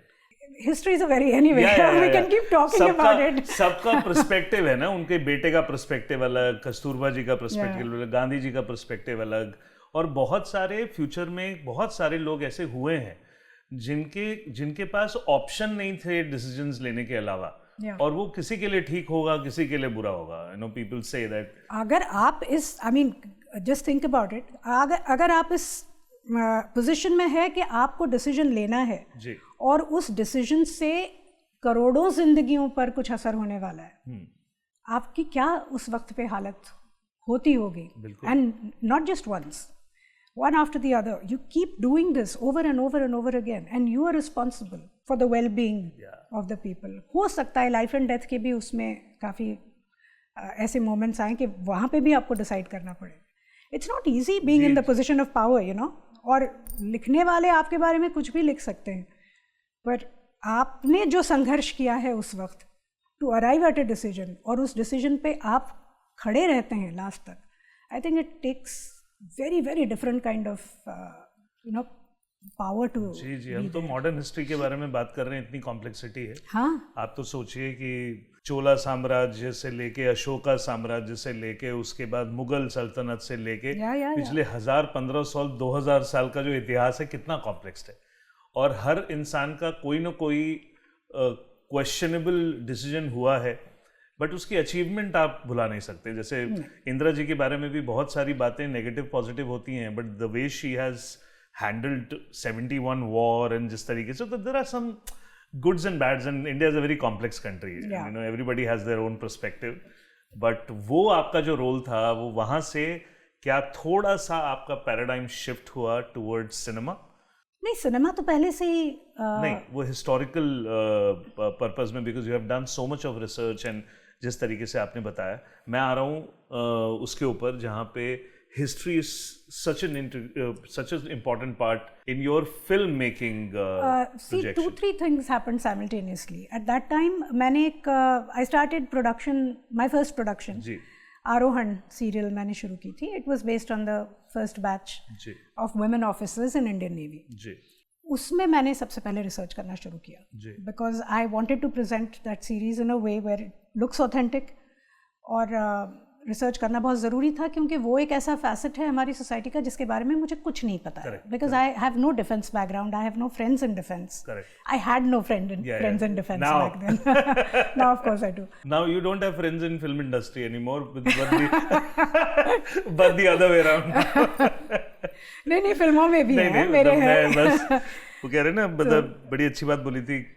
You know, somebody very wiser person said that you find everything in our film industry, but you don't find friends. हाँ. They're acquaintances, but friends नहीं है. मतलब अपने perspective है, जैसे बोला मैंने जी. मैंने ये पाया कि औरतों का इंडक्शन तो होता था पहले भी, पर एफिलिएटेड पोस्ट्स में, जैसे एजुकेशन है, मेडिसिन है. राइट. तो आप एपोलिट्स तो पहनते थे, आपको रैंक्स तो मिलते थे, लेकिन आप सिर्फ डॉक्टर हैं, आप सिर्फ एजुकेशनिस्ट हैं. लेकिन मेन फ्रंटलाइन कॉम्बैट में औरतों का इंडक्शन शुरू नहीं हुआ. बिल्कुल बिल्कुल. तो जो हमने स्टोरीज सुनी थी कि it's a predominantly male dominated sector of the society, तो वहाँ पे जब औरतें आना शुरू करेंगी तो how will the balance shift, वहाँ पे क्या दिक्कतें जाएंगी. हमने जिस तरह की ट्रेनिंग देखी है, बहुत इंटेंस फिजिकल ट्रेनिंग होती है, and it is designed to suit a male body. How is it going to be different for women? उनका अगर उसी लेवल की उनसे इतनी रिगरस फिजिकल ट्रेनिंग करवाई, तो will there be any mental breakdowns? Have they taken into consideration that aspect? तो ऐसे बहुत सारे सवाल मेरे दिमाग में थे, and for that we had to go very deep and do the research. तो ये हमने सब किया. उसमें मैंने एक मतलब कहते हैं ना कि अपने ही पैर पे कुल्हाड़ी मारना. मैंने उसमें जो स्टोरी लिखी थी, I wrote the story my self. उसमें मैंने एक ऐसी फैमिली दिखाई है जिसमें पिता आर्मी में है, भाई एयरफोर्स में है, और बहन नेवी में जाना चाहती है. अच्छा. तो उन और 2 चीज़ों का भी हमको करना पड़ा अच्छा खासा research, because there also we couldn't go wrong. तो ये मेरा प्रोसेस चल ही रहा था. इतने में making of the Mahatma also happened. So I think वो शुरू से रुझान तो उसी तरफ था history, and I loved history as a subject. And कितना सुंदर है, you know, you thought about that and you done research. Unfortunately something happened, and अभी ऑपरेशन सिंदूर में, you know, 2 women on the front line, you know, you were saying, and I was thinking कि you know आपने वो thought पे research किया और practically इतने सालों बाद you know the media blown up to see that Operation Sindoor led by 2 women, you know, such a very proud moment. Yeah, very proud moment. Very proud moment. So उस तरीके से तो खैर पेशवा बाजीराव, ग्रहण, बहुत सारे बीच में सब्जेक्ट्स आए और फीमेल रिप्रेजेंटेशन भी बदलता हुआ नजर आया सिनेमा में, यू नो, उस तरीके से बदलाव काफ़ी चीज़ें हैं और आपने हमेशा उन रोल्स और उन चीज़ों को किया है जिसने कुछ ना कुछ बदलाव दिए हैं सोसाइटी में, तो ये मेरा कॉम्प्लीमेंट है। अब इसके ऊपर आप बोलेंगे हाँ भी नहीं ठीक है, लेकिन यू नो नहीं, that was a decision that I took because एक आप अगर एक्टर हैं तो आपको कोई सोशल रिस्पॉन्सिबिलिटी आपकी ख़त्म नहीं हो जाती, बिल्कुल बढ़ जाती है। अब चूंकि ये सारी चीज़ें होती हैं, बट एक मेरा पर्सनल सवाल है कि प्रोड्यूसर और एक्टर के बीच में जब आप होते हो तो आप तालमेल कैसे करते हैं? थोड़ा मुश्किल था पहले, अब आसान हो गया है थोड़ा, as you get used to it. It's difficult, एक हैट निकाल के दूसरी पहनने में थोड़ा टाइम लगता है। जब मैंने आरोहण सीरियल किया था जी, तो मुझे याद है एक बार अंजू महेंद्रू जी सेट पे थी और उन्होंने चाय मांगी थी और उनको मिली नहीं चाय, तो वो चिढ़ गई थी थोड़ी कि अरे मैं कब से चाय मांग रही हूँ, कब मिली, अब ला क्यों नहीं रहे हो चाय? So I just casually turn and I said क्या हुआ? तो किसी ने मुझे आके कहा मैम वो दूध ख़त्म हो गया है, वो दूध लाने गया है। अच्छा। मैंने कहा अच्छा ठीक है, और फिर मैं खड़ी हो गई शॉट देने के लिए, फिर अंजू जी की आवाज़ आई तो मैंने कहा ये दूध लेने गया है अभी आया, फिर इसने शक्कर चेक की कि नहीं, ये वो, अब मैं अपने शॉट में ध्यान दूं या मैं प्रोड्यूसर की तरह सोचूं? I mean that became a little bit of a problem that time, but then you know with passing time you get used to it. Then you get used to it. Then obviously that Vivek ji और आप फिर शादी हुई, then you know your conscious decision of you know after marriage कि आप काम को थोड़ा सा ब्रेक देंगी, वो आपने कॉन्शियस डिसीजन लिया बच्चों के लिए, एंड मैं तो बोलूँगा बहुत अच्छा किया, बिकॉज बहुत इम्पोर्टेंट है कि I don't know, modern women are not very happy with me. नहीं, but that is not modern ना, मतलब दैट इज माँ की परिभाषा मॉडर्न या उससे नहीं होती है। नहीं, ऐसा नहीं है। देखिए हर एक के टूल्स अलग होते हैं, सबके टूल्स, और सब मुझे नहीं लगता कि हर व्यक्ति किसी डिसीजन लेने की अवस्था में हमेशा होते हैं। कभी कभी you are compelled to make certain decisions, आप ना चाहते हुए भी कुछ आपको करने पड़ती है चीज़ें। I was in a position where I could decide for myself. मैंने अपने आप को उतनी लिबर्टी दे के रखी थी, so I was lucky there. पर कितनी माएँ ऐसी हैं जो रहना चाहती हैं घर पे, they miss their children's milestones and they still have to keep working for the family. उनकी वो है, बिकॉज एक इंटरव्यू मधु जी के साथ भी था, काफ़ी नोन एक्ट्रेस रही हैं, तो उन्होंने भी अपने करियर के पीक में she decided to not to work because of her kids, and वापस she came back 5-7 years back and she was like I'm very happy that now everybody is settled, और मुझे सिर्फ अब मुझे मेरे लिए मेरे पैशन के लिए काम करना है, and all that, but that is also the kind of thing, you know, बहुत सारी चीज़ें। सबसे पहले मैं आऊँगा कश्मीर फाइल्स पे, बिकॉज राष्ट्रवाद का आपका पर्सपेक्टिव राष्ट्रवाद को लेकर क्या है पल्लवी जी? मेरा कोई पर्सपेक्टिव नहीं है, क्योंकि मैं अपने आप को लेफ्ट और राइट में बांटती नहीं कभी। मुझे नहीं पता क्या राइट है और मुझे नहीं पता क्या लेफ्ट, पता है लेकिन इतना ज़्यादा मैंने उसके ऊपर गौर कभी नहीं किया। एक ऐसी जगह हूँ जिस जगह का कोई महत्व नहीं है आज। मैं ऐसी जगह अपने आप को पाती हूँ, ऐसे विचार पाती हूँ जिसकी आज के ज़माने में किसी को कद्र नहीं है, क्योंकि मैं सेंटरिस्ट हूँ।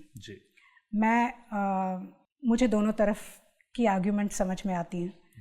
मुझे कभी ये सही लगता है, कभी ये सही लगता है, और जैसे ही आप कभी ये और कभी वो इसके बारे में बात करने लगते हैं तो लोग आपको दोगला कहने लगते हैं। Correct. या लोग कहते हैं कि आपको अपनी वॉइस नहीं है, या लोग ऐसा सोचते हैं कि आपको कोई नॉलेज नहीं है।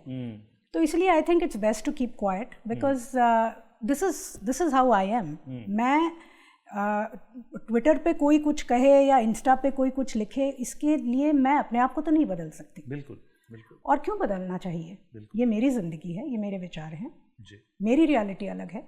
तो जो मैं हूँ, जैसे हूँ, उसी की वजह से जो आज मैंने जो भी किया है वो उसी की वजह से किया है। मैं आपके विचारों से तो नहीं चल सकती, मुझे तो अपने ही विचारों से चलना है। तो मैंने जब भी विवेक ने और मैंने जब डिसाइड किया कि हम एक अपनी प्रोडक्शन कंपनी खोलेंगे, so fortunately both of us are we love to do our homework, और रिसर्च करना हमें बहुत अच्छा लगता है। और हमें ऐसा लगता है कि इन द रिसेंट पास्ट जिस तरह के नैरेटिव्स बाहर निकल रहे थे, तो उनको कहीं पे काउंटर करने की बहुत ज़रूरत थी, क्योंकि कभी आप गलत दिशा में चले जाते हैं, चले जाएं, कोई उसमें भी कोई प्रॉब्लम नहीं है, लेकिन गलत दिशा में जाने के बाद आपको ये तो कम से कम आपको पता होना चाहिए कि ये दिशा गलत है, फिर आप जाओ। जैसे आप छोटे बच्चे को कहते हैं कि देखो शराब और सिगरेट से दूर रहना, उसको पता है कि ये गलत है, फिर भी कभी अगर वो उसने सिगरेट पी तो वो गिल्ट के साथ पीता है कि मुझे पता है कहीं पिताजी देख ना ले, और जाके 2 अपने सुट्टे मार के वो वापस आएगा, but he knows what he is doing is wrong, and that is more important. अगर आपको पता ही नहीं है वो गलत है, तो can you imagine the horrors that cigarette is going to wreak on your health. हमको सिर्फ यही करना था कि हमारे साथ जो हुआ है वो लोगों को पता होना चाहिए। हिस्ट्री इसलिए ज़रूरी है कि आप अपने भविष्य को आप बना ही नहीं सकते अगर आपको पता ही नहीं कि आपके साथ क्या हुआ है। जैसे आप, मतलब बहुत मामूली सी बात है, आपको कहीं पैसे इन्वेस्ट करने हैं, तो आपने अगर शेयर्स में आपको डालने हैं पैसे, तो आप उस कंपनी का प्रोफाइल तो देखते हैं ना, भाई पहले इनके पास्ट में क्या रहा है, इनके शेयर्स ऊपर नीचे मार्केट में कैसे रहे हैं, ये आप हिस्ट्री देखते हैं ना। हिस्ट्री के बिना पे ही आप प्रेजेंट में पैसे इन्वेस्ट करेंगे तो आपका फ्यूचर सिक्योर होगा। आप डॉक्टर के पास जाते हैं, डॉक्टर को तो इतनी नॉलेज है भाई, वो तो डॉक्टरी की है उन्होंने, तो आपका इलाज ऐसे ही क्यों नहीं कर देते? वो क्यों पूछते हैं आपसे आपकी हिस्ट्री क्या रही है? तो हर चीज़ को, अगर आपकी हिस्ट्री आपको पता है तो आपका फ्यूचर आप उस हिसाब से आप मोल्ड कर सकते हैं, और गलत नहीं कर सकते, फिर गलत नहीं होगा कुछ। लेकिन आपको हिस्ट्री ही नहीं पता है, और जो पता है गलत पता है, तो इसका कहीं तोड़ निकालना बहुत ज़रूरी था। और हमें ऐसा लगा कि देखिए, सीमा पर हम लोग नहीं जाके लड़ सकते, मतलब salute to our soldiers, we can't do that, पर देश सेवा तो करनी है, कैसे कर सकते हैं? तो हमने कहा हम अपने काम से ही करें। बिल्कुल। तो लेट्स बिकम क्रिएटिव सोल्जर्स। तो हमने सोचा कि we'll come out with stories which are Indian, क्योंकि आज हमारे फिल्मों में से हमको बस यही एक शब्द नहीं मिलता, इंडियननेस, बाकी सब कुछ मिल जाता है। आप दुनिया की कोई भी फिल्म उठा के देख लीजिए, आप ईरानियन सिनेमा देख लीजिए, आपको उसमें ईरान का कल्चर, ईरान का खान पान, वहाँ की कुछ सभ्यता, वहाँ के लोगों का वो इंटरपर्सनल रिलेशनशिप कैसा है, सोसाइटी में औरतों का क्या वहाँ पे रोल है, उनकी क्या कहते हैं व्यवस्था है, किस तरीके से, मतलब किस लेवल पे हैं वो आज, ये सब कहीं ना कहीं इसमें से कुछ ना कुछ एक तो चीज़ आपको पता चल जाती है। हमारी फिल्मों में नहीं चलता ये पता। हमारी फिल्मों में आजकल सब लोगों को ये लगने लगा है कि वहाँ जाओ और बस दिमाग घर पे रखो और वापस निकल आओ। फिल्में कब से ऐसे होने लगी कि आपको आपका दिमाग घर पे रख के जाने की ज़रूरत पड़ने लगी? सही बात है। मुझे ऐसा लगता है कि सिनेमा सबसे बड़ा क्रिएटिव आर्ट फॉर्म है। आप एक पेंटिंग देखते हैं जब, तो क्या आप इस माइंडसेट से जाते हैं कि मैं सोचना नहीं है मुझे? आप तो घंटों घंटों पेंटिंग के सामने खड़े होके आप और उसके अंदर छुपी चीज़ें निकालते हैं कि पेंटर ने क्या सोचा होगा, ये किस लाइट से उसने ऐसे, इस लाइट से, इस एंगल से लाइट क्यों, उसने थॉट क्या था, यहाँ से क्यों, ये ब्रश स्ट्रोक ऐसा क्यों है, वो चेहरा नीचे क्यों झुका हुआ है। इतने सवाल आप अपने आप से पूछते हैं, इतना एक पेंटिंग अप्रिसिएशन में इतना समय जाता है जी। आप कोई शिल्प कला जब देखते हैं तो क्या ऐसे करके आते हैं वापस। सही बात है, you're right। या कोई क्लासिकल गाना सुनते हैं, आपके आंखों से आंसू निकलते हैं। जब कोई लता जी सुर जब छेड़ती थी, बैठा नहीं जाता था, ऐसे पानी निकलता था आंखों से। तो जब ये सारे क्रिएटिव फील्ड्स, सारे क्रिएटिव फॉर्म्स जब एक छत के नीचे आते हैं, जिसे सिनेमा कहते हैं, जिसमें म्यूज़िक भी है, जिसमें डांस भी है, जिसमें मेकअप भी है, जिसमें एक्टिंग भी है, जिसमें एडिटिंग भी है, जिसमें डायरेक्शन भी है, तो आपको उसे रिस्पेक्ट करना चाहिए। वो तो सबसे हाईएस्ट क्रिएटिव फॉर्म होना चाहिए। और शायद आपने ना सही बात बोली कि ताशकंद फाइल में शास्त्री जी को हार्ट अटैक आया, मतलब ये आप बोल सकते हैं, हाँ, बट क्वेश्चन तो आज भी है। क्वेश्चन तो आज भी है। उसके आंसर्स को ढूंढना इज इम्पोर्टेंट ना। हाँ, आप उसके आंसर्स को तो बताइए कि भाई ऐसा हो सकता है या नहीं हो सकता है। You right. सवाल पूछना बहुत ज़रूरी है, और हमने कहीं पे एज अ सोसाइटी सवाल पूछना बंद कर दिया है। जी जो हमें बताया जाता है, जो हमारे सामने परोसा जाता है, हम उसे मानते हैं। जी। तो इसलिए हमने सबसे पहले हमारे नेशनल एम्बलम के बारे में सोचा कि हमारे 3 शेर हैं, जो एक्चुअली 3 नहीं 4 हैं। 3 दिखते हैं। 3 दिखते हैं, इसलिए ट्रूथ, लिबर्टी और जस्टिस, ये पूरी दुनिया में डेमोक्रेसी के मायने कहे जाते हैं। जी। हमने सोचा हमारे हिसाब से क्या है, जी। तो हमारे यहाँ ट्रूथ है, जस्टिस है, और तीसरा हमने आज़ादी क्यों ली, हम आज़ादी के लिए क्यों लड़े। सबसे बड़ा मुद्दा आज़ादी के लिए लड़ने का और आज़ादी हमको जीतने का मौका जो मिला, वो इस वजह से मिला कि हमें एज इंडियंस, हम अपने ही देश में गुलाम थे। राइट। हमको डिग्निटी ऑफ लाइफ नहीं थी। ब्रिटिश इस हद तक पहुंच चुके थे कि कलकत्ते के क्लब के बाहर Indians and dogs not allowed, ऐसे वो बोर्ड्स लगाया करते थे। बिल्कुल। और racism was at such a peak that time, जूते से मारते थे, मतलब I mean dignity of life was completely absent, finished. और हम जो हैं, जैसे हैं, जो भी हमारे स्किन का कलर है, जो भी हमारी सभ्यता है, जैसे भी हैं, हम गंवार हैं, लाउड है, ब्रैश है, जैसे भी है, लेकिन ये हमारी रेस है, ये हमारा देश है। तुम घुसपैठ हो, तुम आए हो अंदर, हमारा देश वापस दे दो। ये जो मांग हमने की है, वो एक इतने स्वत्व से निकली है मांग। तो उसके लिए हमने तीसरा जो हमारा एम्बलम है, उसे हमने राइट टू लाइफ का नाम दिया। जी। तो हमने पहली फिल्म बनाई, वहाँ से फाइल्स की कल्पना निकली। Right to truth, Shastri ji का मुद्दा उठाया कि इतने साल बाद भी हमारे दूसरे प्रधानमंत्री के साथ क्या हुआ, जो संदेहास्पद मृत्यु हुई है उनकी, उसके बारे में आज तक हमको जानकारी नहीं है। तो as an Indian citizen, do you have the right to truth? Right. Kashmiri Pandit आज इतने हो गए, 35 साल, वापस अपने घर नहीं जा पाए। 370 हटने के बाद हमें लगा था कि हाँ शायद अब जाएंगे, लेकिन अब हाल फिलहाल जो हुआ, मैं बात नहीं करना चाहती उसके बारे में, it's too serious a topic, but there is no end in sight. Right. So do we have the right to justice? क्या उन्हें कभी जस्टिस मिलेगी? और तीसरा जो बंगाल फाइल्स में हमने मुद्दा उठाया है, इज राइट टू लाइफ। आज़ादी के बाद इतने दंगे हुए हैं, इतने राइट्स हुए हैं, राइट्स में लोग मारे जाते हैं, सारे धर्म के लोग, सारे मजहबों के लोग मारे जाते हैं। उसमें ऐसा नहीं कि हिंदू मरते हैं और मुसलमान नहीं मरते, ऐसा नहीं, वो भी उतने ही मरते हैं, क्रिश्चियंस भी उतने ही मरते हैं, सिख भी उतने ही मरे हैं जी। अलग अलग तरह के राइट्स हुए हैं हमारे यहाँ। और आप आश्चर्य करेंगे, रिसर्च में हमने हज़ारों में राइट्स हुए हैं आज़ादी के बाद, और हर राइट में जान जाती है एक इंडियन आदमी की, एक इंडियन औरत की, एक इंडियन बच्चे की, और वो नाम कभी आपके सामने नहीं आता, क्योंकि गवर्नमेंट अगर 200 लोग मरे हैं तो आपको बताएंगे कि 20 लोग मरे हैं। सही बात है। तो जो बाकी 180 लोग मरे हैं, उनका क्या? उनका नाम कहाँ दर्ज होगा?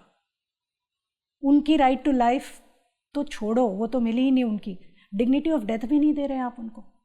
ये बहुत पर्टिनेंट सवाल हैं हमारे डेमोक्रेसी के बारे में, जो हमने इस फिल्म में उठाए हैं, और हमने बंगाल को बैकड्रॉप बनाया है। जैसे इसमें हमने शास्त्री जी का मुद्दा उठाया, वैसे इसमें हम लोग बंगाल का मुद्दा उठा रहे हैं। अभी तक की हमारी फाइल्स ट्रिलॉजी की, मेरे ख्याल से ये सबसे ज़्यादा डिस्टर्बिंग फिल्म होगी, बिकॉज कुछ ऐसे इसमें आपको चीज़ें मिलेंगी देखने को जो शायद आपको पता भी नहीं होंगी जी। तो इसमें बहुत काम हुआ है, 5 साल से हम लोग इसके ऊपर रिसर्च कर रहे थे, and this is the end of our file series also. अच्छा। Because truth, justice and right to life हुआ, और इसमें जो चौथा शेर है उसके बारे में भी, वो क्या है वो आपको इस फिल्म में पता चलेगा। अरे वाह, लुकिंग फॉरवर्ड टू सी। जैसे आपने बताया ना कि जैसे आज अगर आप देश के बारे में बात करें तो आपको विंग्स में बांट दिया जाता है कि राइट है कि लेफ्ट है। आज Indian arm forces not right and left, Indian arm forces are arm forces. Exactly. And जब वॉर होते हैं ना तो आर्म फोर्सेस को सेलिब्रेट किया जाता है, बट डेली बेसिस पे इतने स्कर्मिश होते हैं, इतने लोग प्रोटेक्ट करने में, शेलिंग में मारे जाते हैं, उनके बारे में कोई बात नहीं करता है। कोई नहीं। दिस इज समथिंग एक चीज जो आपने और विवेक सर ने की, which is the beauty of Indian cinema, that आपने एक नेशनल कॉन्वर्सेशन की स्टार्ट की. People have started talking about it, क्योंकि sometimes you say that winners always have answers and losers always have question. Yeah. But these questions have made a lot of winners, and we look forward कि Bengal file लोगों को देखने को मिले. कब इसकी release date and वो है मैडम अभी? September 5th. September 5th. It's almost there. Teachers Day. Yeah. Teachers Day वाले दिन you'll get to know a lot of stuff. But इस तरीके की जो माइंडसेट है, जिस तरीके की आप लोग फिल्में, थॉट प्रोसेस जो है, वो एक नई पौध को भी जन्म देती है. बिकॉज जैसे हमारे जैसे लोग तो बहुत इंस्पायर होते हैं, बिकॉज हमें अपने नेशन के बारे में, ये सारी की सारी कॉम्प्लेक्सिटी के बारे में बताना बहुत ज़रूरी है. सो इस बेसिस पे आप ट्रिलॉजी प्लीज़ ये फाइल्स बिल्कुल भी बंद मत कीजिए. बहुत सारी फाइल्स हैं खोलने के लिए, और जितनी ज़्यादा से ज़्यादा फाइल्स खुलेंगी उतना अच्छा रहेगा. नहीं, ये ट्रिलॉजी तो यही ख़त्म हो जाएगी, पर कुछ और शुरू करेंगे इसके बाद. नहीं, वो तो खैर डिबेटेबल चीज़ें हैं, जो चीज़ें होती रहे. बट हाँ, वो नेशनल कॉन्वर्सेशन शुरू हुआ है. Lot of people call it controversial, lot of people call it whatever it is. See I will tell you what, ये मुझसे बहुत बार सवाल काफ़ी लोग पूछते हैं जी. और मैं एक बात आज आपके पॉडकास्ट के माध्यम से कहना चाहती हूँ कि अगर बहुत सारे लोगों ने इसके अगेंस्ट बात की है तो ये फिल्म इतनी चली कैसे? सही बात है. तो एक्चुअली इस फिल्म को बहुत सपोर्ट मिला है लोगों का. जो डिट्रैक्टर्स थे वो बहुत थोड़े थे, लेकिन उन्होंने शोर बहुत किया, क्योंकि उनके पास सोशल मीडिया उन्होंने बहुत, क्या कहते हैं, क्लेवरली यूज़ किया. तो इसलिए सबको ऐसा लगा कि वो बहुत ज़्यादा लोग हैं, पर actually they were just a handful of people, and most of India has resonated with the film. तो जो भी कंट्रोवर्सी क्रिएट हुई वो बहुत ही छोटे लेवल पे हुई, लेकिन आजकल हर चीज़ ब्रेकिंग न्यूज़ होती है, and bad news travels faster. तो इसकी वजह से, हाँ, तो इसकी वजह से मतलब कितने लोगों ने फिल्म देखी और कितनी, देखो अच्छी लग रही है लोगों को film, doesn't make a news, पर किसी और ने इसको प्रोपोगेंडा कहा, makes a better news. So that's why all this is happening. It's really got nothing to do with what we are doing. और हमें लोग पूछते भी हैं, don't you feel detracted? मैंने कहा है ही नहीं detractors कोई. If so many people believe in us, हमें सामने से लोग आके कहते हैं कि आप, जैसे आप कह रहे हैं अभी कि आप इस तरह की फिल्में बनाइए, तो उससे हमारा हौसला बढ़ता है. बिल्कुल. हम क्यों इन कुछ गिने चुने लोगों की बातों में हम लोग क्यों आए? जी, हार्ट अटैक्स तो पहले भी हो रहे थे. हाँ, लेकिन आज जो हार्ट अटैक्स होते हैं उसमें बोलते हैं भैया ये जो वैक्सीन है, हाँ, इसकी वजह से हार्ट अटैक. जितने लोग उतनी थियरीज है ना. So coming back to heart attacks क्यों हो रहे हैं, and one of the finest performance we have seen in vaccine war, that is something which is so very amazing to see कि ये जो पूरा नैरेटिव है वैक्सीन को लेकर, ये उस नैरेटिव को किस तरीके से एग्जीक्यूट किया गया. And Nana Patekar ji, and that is amazingly crafted cinema. So उसमें कुछ challenges आपने face किए उस particular film के दौरान वैक्सीन वॉर में? एक तो वो बहुत कॉम्प्लेक्स सब्जेक्ट था जी. उसके ऊपर इंटरेस्टिंग फिल्म कैसे बनाए, ये अपने आप में एक बहुत बड़ा मुद्दा था जी. तो हमने काफ़ी मतलब चेंजेस किए स्क्रिप्ट में जी, और उसमें हमें बहुत समय लगा. Although we took a lot of ideas from Dr. Balram Bhargav's book, जो उन्होंने Going Viral जो बुक लिखी थी, उसमें से हमें वो मंकी वाला इंसिडेंट था, ईरान वाला इंसिडेंट था, वो सब हमको उसमें से मिला जी. और फिर हमने साइंटिस्ट्स के इंटरव्यूज़ भी लिए थे. तो जब इंटरव्यू ले रहे थे तभी हमारी रिसर्च टीम ने जब डॉक्टर प्रिया इब्राहिम का इंटरव्यू लिया, they came back and told me, ma'am you are playing this role. ये सब बिल्कुल आपकी तरह है वो, and her smile is also like yours and I'm sure you'll pull it off. जी. तो even before I had seen her, even before I had seen even a single frame or met her, it was already decided that I'll play Dr. Priya Abraham in the film. हाँ, और मतलब किस तरीके का grit जो था ना, वो उस लेडी का जो ग्रिट दिखाया है फिल्म के अंदर में, it is so powerful, so powerful. They were something else. They were magical. These women were magical and the way you portrayed, Pallavi ji, मतलब हम लोग उस साइड पे बातें हो रही है, बट जिस तरीके से जिस तरीके से ये फिल्में बेसिकली ना, these films, it's such a beautiful art that these films are basically documentaries. And creating those films into the interesting narrative, ये अपने आप में ना विवेक जी और आपका क्रिएटिव एक्सेलेंस है. That's a creative genius. that जिस तरीके से आप ये पूरी की पूरी फॉर्मेट को एक interesting subject, because people should watch also by the end of it. It is not कि भाई एक डॉक्यूमेंट्री की तरह बन गया और आपने फैक्ट्स डाल दिए, बट उसको किस तरीके से ऑथेंटिक बनाया जाए, किस तरीके से उसको सिनेमैटिक वो किया जाए, वो शायद ना सबसे बहुत बेहतरीन बात होती है आपके प्रोडक्शन में और विवेक जी और आपके थॉट प्रोसेस में. that is total Vivek Agnihotri brainchild. yes. और अभी रिसेंटली तन्वी कांस में गई, and what is your experience, क्योंकि Anupam Kher ji is class apart. Kashmir file में वो दर्द जो है वो कश्मीरी पंडितों का, वो उनसे अच्छा कोई बयान कर ही नहीं सकता था. he's lived it, no? he's lived the pain. So Tanvi का क्या वो रहा experience? Tanvi is a very sweet film, very sweet. एक वो feel good slice of life जैसे सिनेमा होता है वैसा है. तन्वी रियलिटी में अनुपम जी की भांजी है. अच्छा. It's a real life character. Oh अच्छा. तो उसके ऊपर ये फिल्म उन्होंने बेस की है. ऑफ कोर्स जो कहानी है वो फिक्टिशियस है, लेकिन कैरेक्टर असली है. अच्छा.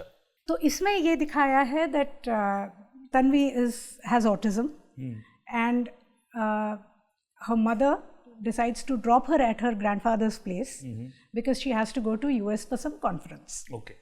And then what happens? That is what the film is all about. तो बहुत प्यारी फिल्म है और इतना उन्होंने बहुत दिल से फिल्म बनाई है. ऑफ कोर्स क्योंकि अपनी ही वो भांजी के ऊपर फिल्म बना रहे थे, तो his heart was into the project. और उन्होंने अपना जो किरदार उसमें किया है, वो मैंने अनुपम जी को कहा, बहुत दिनों बाद मैंने एक ऐसा कैरेक्टर देखा which justifies Anupam Kher as an actor. और बहुत अच्छा उन्होंने किया. दैट्स ऐसा वो बिल्कुल उनकी स्पेस है और बहुत अच्छे से उन्होंने कमांड किया है उस स्पेस को. It was great fun working with him as a director.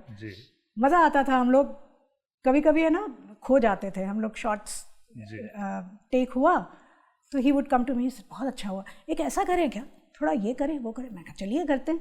फिर 3-4 बार हो जाता था, फिर आते थे पास में, कहते थे फिल्म बना रहे हैं, भूल गए वर्कशॉप नहीं है, चलो. तो ये भी हुआ है बहुत बार. So it was good fun.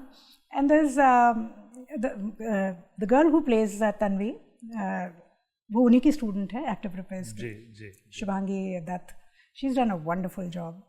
There is Boman Irani in the film, there is Jackie Shroff in the film, there is Arvind Swamy in the film, there is Naseer sahab in the film. तो बहुत अच्छा एक पैडिंग सारे. रिसेंटली कांस में भी Cannes was wonderful. It was, the film was very well received there. काफ़ी उसके बारे में चर्चा हुई वहाँ पे. फिर उसके बाद हमने लंदन में एक प्रीमियर किया. There also people really love the film. And as we are talking, mister Kher and the team are reaching US. अच्छा. न्यूयॉर्क के एक फिल्म फेस्टिवल में they are showing the film. I think on the 19th, 18th और 19th they are showing the film. Right. क्योंकि आजकल ये OTT platforms और ये विमेन नैरेटिव्स स्टोरीज भी ना काफ़ी एम्पावरिंग होने लग गई हैं. बट एक चीज़ जो मुझे थोड़ा सा लगता है OTTs के बारे में, वो बहुत फेवरेटिज्म बहुत हो गया है. जैसे अगर नेटफ्लिक्स हैं तो वो एक तरीके की फिल्में करेंगे, अमेज़ॉन है तो वो एक तरीके की फिल्में करेंगे. तो आपको लगता है कि क्रिएटिव फील्ड में ऐसे डिवाइड करना is also something which is, जो नए फिल्म मेकर्स हैं, जो पैशनेट फिल्म मेकर्स हैं, उनके लिए थोड़ा सा मुश्किल हो गया है? यार I really don't know. In fact मुझे I can not be commenting on Amazon and Netflix because they are not Indian. तो उनकी पॉलिसीज़ क्या हैं वो यहाँ नहीं डिसाइड होती, वो बाहर डिसाइड होती हैं. और मेरे हिसाब से एक अच्छी बात है अगर आप अपना कंटेंट वहाँ पे मतलब डालिए, पैसे बहुत अच्छे मिलेंगे आपको. जी. लेकिन फिर कॉपीराइट उनका हो जाता है. बिल्कुल. तो कहीं कभी कभी मतलब दिमाग में ये बात आती है कि कहीं ये नई तरह की ईस्ट इंडिया कंपनी तो नहीं आ रही है अपने ऊपर. क्योंकि उस तरीके से पैकेजिंग भी करने लग गए ना उस तरीके से. मैंने एक नई चीज़ सुनी है, +A+ एक्टर और B- actor. This is a new theory came in Netflix and Amazon prime की, ये एक्टर्स जो हैं ये A+ कैटेगरी में हैं, ये B- कैटेगरी में है। वो पूरा मतलब, पर ये तो हमेशा से फिल्म इंडस्ट्री में भी रहा है, चलता रहा है, पर माइनस कभी किसी को कहा नहीं। कहते हैं ना, packaging, PR, paparazzi, content, debate, ये सब तो चलता रहेगा पल्लवी जी, लेकिन जो आप कर रहे हैं आप प्लीज़ वो करते रहिए। एटलीस्ट हम जैसे स्टूडेंट्स को, हम जैसे सिनेमा लवर्स को प्रेरणा देता है कि हम भी आप ही के और विवेक जी के उस तरीके से हम लोग गाइडेंस लें, एंड जो हमारे मन में है इंडिया के पर्सपेक्टिव को लेकर उन चीज़ों के बारे में करें। राइट एंड रॉन्ग डिसाइड करना हमारा काम नहीं है। We should be working towards the facts of history with an evidence, and wish you all the very best for upcoming projects. Thanks a lot, we need everyone's wishes. एक बात मैं सभी लोगों से कहना चाहती हूँ, जैसे मैंने अभी आपको बताया कि हम अपने काम के थ्रू भी देश सेवा कर सकते हैं, तो अगर आप वाकई में अपने देश के लिए कुछ करना चाहते हैं तो सबसे पहले अपने देश को अपने दिल से कभी निकलने मत दीजिए जी। और आपको अपने आप अपने देश की सेवा करने के बहुत सारे रास्ते दिखने लगेंगे जी जी। और ये लोग हैं कौन जो अपने दिल से निकालते हैं देश को? मैं तो उनको ढूंढ रहा हूँ। मुझे तो नहीं, मेरे ख्याल से देखिए, देश तो सबके दिल में रहता है, उसको व्यक्त करने के तरीके अलग होते हैं लोगों के। वही वाली बात है कि आप देश आपके लिए क्या कर रहा है, उससे ज़्यादा आप देश के लिए क्या कर रहे हैं वो इम्पोर्टेंट है। हम अपने देश के लिए क्या करते हैं वो ज़रूरी नहीं है। आप सिर्फ डेली बेसिस में अपना काम अच्छे से कर लीजिए, अपने टैक्सेस टाइम पे दे दीजिए, अपने आसपास साफ सफाई रखिए, ऑटोमेटिकली देश तो अच्छा कर ही रहा है। But thank you very much Pallavi ji, thank you very much for coming in Sutradhar, बहुत मज़ा आया। Thank you, it was wonderful being here. अब तो हम लोग बस सितंबर का वेट कर रहे हैं, and looking forward to see that film, The Bengal Files. That is, मेरे दिमाग में तो बहुत सारे क्वेश्चंस हैं, मैं तो बहुत वोकल भी हूँ इस मामले में, लेकिन मैं ज़रूर फिल्म देखने जाऊँगा first day first show. Thank you very much. बस ऐसे ही आप प्रेम बनाए रखिए, इसी से हमारा धाड़स बनता है। जी, thank you very much, thank you. Very soon you're going to see me on Friday Talkies. We have spoken a lot about all the films that we've done, all the television shows that I've appeared in, and most importantly, the Files trilogy. So stay tuned. तो दोस्तों, ये थी हमारी मुलाकात पल्लवी जोशी जी के साथ, एक ऐसी कलाकार जिनकी कला में गहराई है और इरादों में जिम्मेदारी। उनकी स्टोरी टेलिंग ना केवल एंटरटेन करती हैं बल्कि इंस्पायर भी करती हैं सोचने के लिए और सोसाइटी से सवाल पूछने के लिए। अगर आपको ये बातचीत पसंद आई हो तो लाइक, कमेंट और सब्सक्राइब जरूर कीजिएगा। फिर मिलेंगे सिर्फ सूत्रधार विद विनीत राय पर। धन्यवाद।